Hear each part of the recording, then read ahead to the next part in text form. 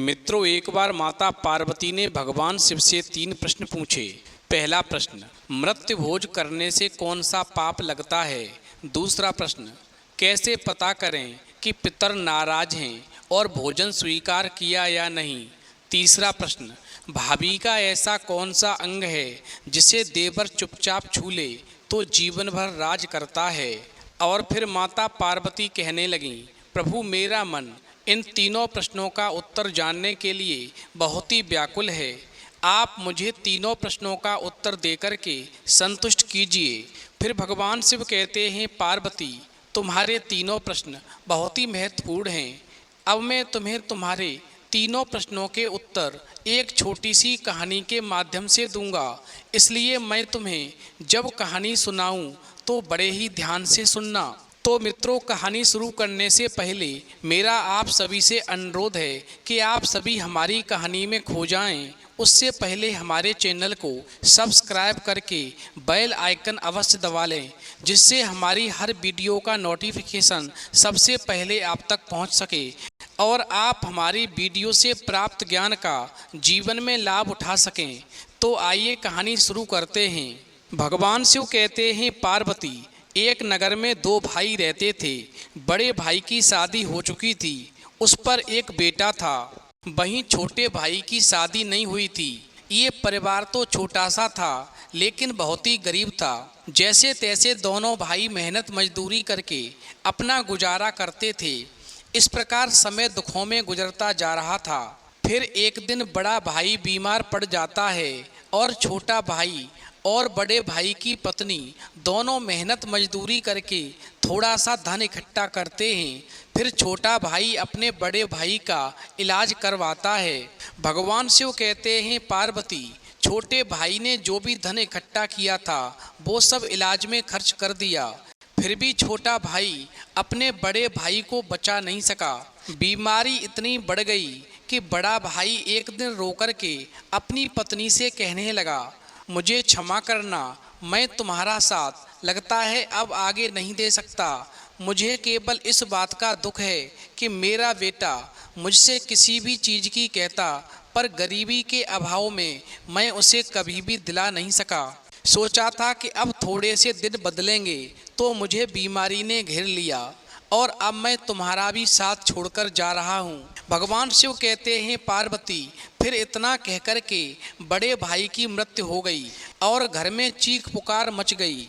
बड़े भाई की मृत्यु हो जाने पर गांव समाज वाले एकत्रित हुए और अंतिम संस्कार किया गया। फिर अगले दिन गांव के मुख्य लोगों ने उस विधवा स्त्री एवं उसके देवर से मृत्यु भोज करने के लिए कहा। तो उस विधवा स्त्री ने कहा कि हम आपसे अलग नहीं हैं, लेकिन हमारे पास इतना धन नहीं है कि हम मृत्यु भोज करा सकें। भगवान शिव कहते हैं, पार्वती फिर उस विधवा की बात को सुनकर के गांव वालों ने कहा, यदि तुम लोग मृत्यु भोज नहीं कराते हो तो तुम्हें समाज से अलग कर दिया जाएगा। यदि तुम्हारे पास धन नहीं है तो अपना ये टूटा फूटा मकान गिरवी रख दो, मगर मृत्यु भोज अवश्य कराओ।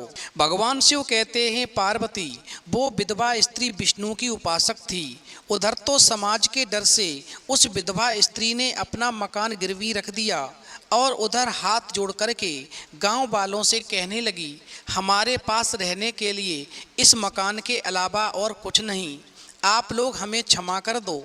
हम आखिरकार ये मकान नहीं छुड़ा पाए तो हम कहाँ रहेंगे। भगवान शिव कहते हैं, पार्वती इतना कहने पर भी गांव वालों को उस विधवा स्त्री पर तनिक भी दया नहीं आई।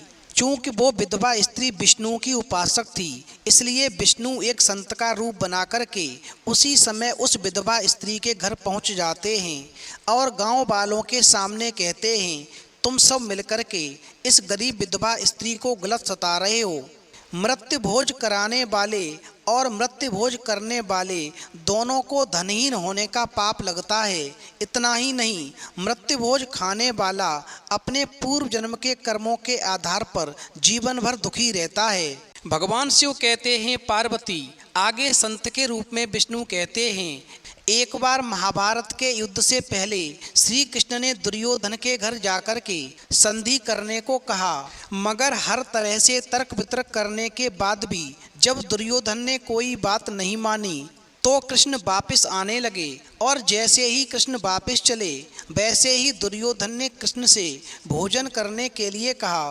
तो कृष्ण ने कहा, हे दुर्योधन, जब खाने वाले और खिलाने वाले का मन प्रसन्न हो तभी भोजन करना चाहिए।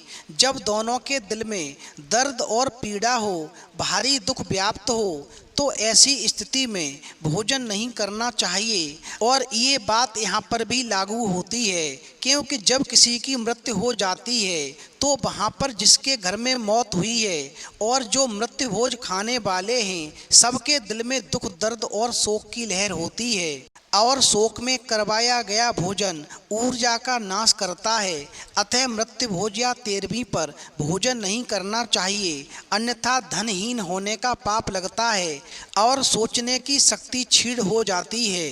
भगवान शिव कहते हैं, पार्वती, इस प्रकार उन विष्णु रूपी संत की बात को सुनकर के सभी गांव वाले उन संत से क्षमा मांगते हैं और उस विधवा स्त्री का गिरवी रखा हुआ घर वापस करते हैं और वचन लेते हैं कि वो कभी भी मृत्युभोज न तो कराएंगे और ना ही कभी मृत्युभोज खाएंगे।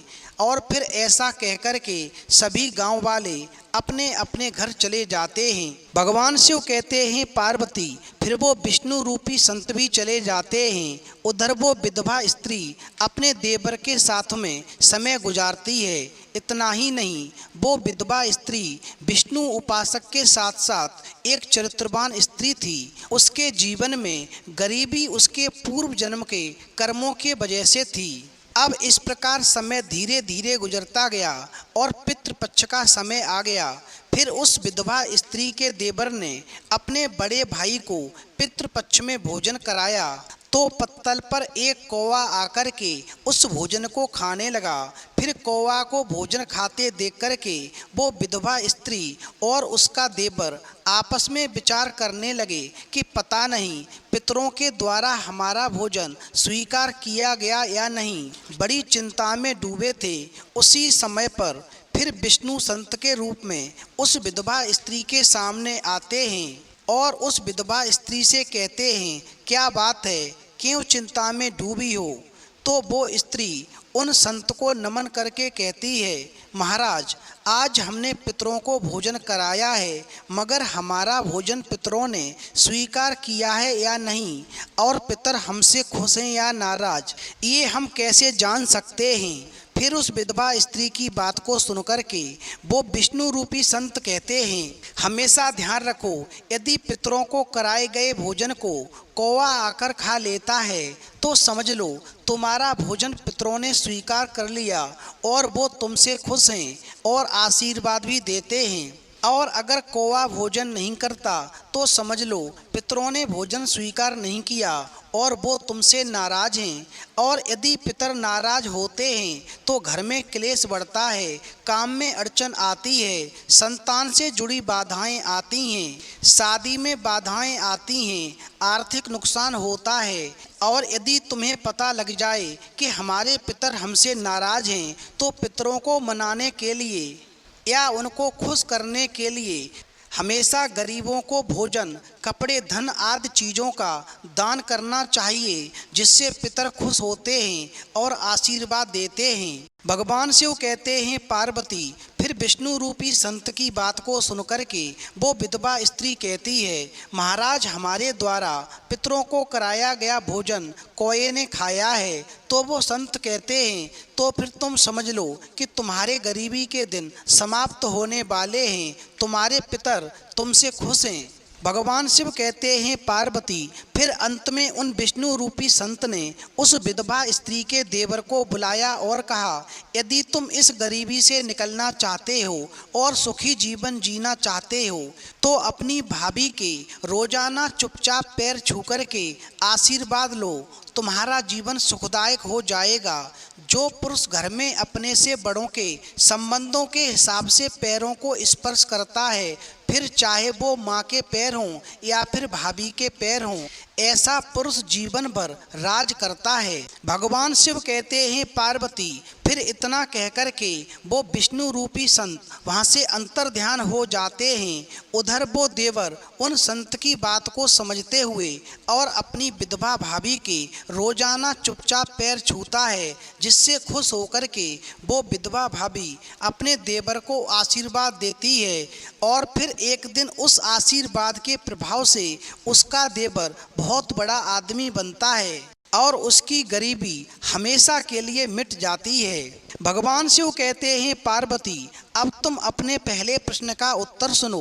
तुम्हारा पहला प्रश्न था कि मृत्यु भोज करने से कौन सा पाप लगता है, तो समझ लो जैसा कृष्ण के द्वारा बताया गया, शोक में किया गया भोजन ऊर्जा का नाश करता है और मृत्यु भोज करने वाले को धनहीन होने का पाप लगता है। इसलिए कभी भी मृत्यु भोज नहीं करना चाहिए। भगवान शिव कहते हैं पार्वती, तुम्हारा दूसरा प्रश्न था कि कैसे पता करें कि पितर नाराज हैं या उन्होंने हमारे द्वारा कराया हुआ भोजन स्वीकार किया है या नहीं, तो समझ लो एक बार इंद्र का पुत्र जयंत कौए का रूप धारण करके सीता के पैर में चोंच मारने लगा।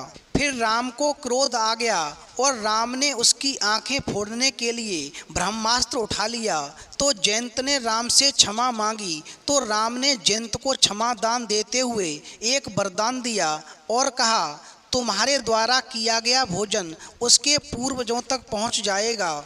इसलिए यदि पितरों को खिलाया गया भोजन कौवा खा लेता है तो समझ लो पितरों ने तुम्हारा भोजन स्वीकार कर लिया और वो खुश होकर के फिर आशीर्वाद देते हैं, जिससे सभी मनोकामनाएं पूर्ण होती हैं। भगवान शिव कहते हैं पार्वती, अब तुम्हारा तीसरा प्रश्न था कि भाभी का कौन सा अंग छूने से देवर जीवन भर राज करता है, तो समझ लो यदि कोई भी पुरुष अपनी माया भाभी के चुपचाप पैर छू कर के आशीर्वाद लेता है तो भाग्य की देवी प्रसन्न होती है और ऐसा पुरुष जीवन भर राज करता है। तो मित्रों, यदि आपको कहानी पसंद आई हो तो प्लीज़ आप हमारे चैनल को सब्सक्राइब अवश्य करें और भगवान शिव पार्वती के लिए एक लाइक करना न भूलें।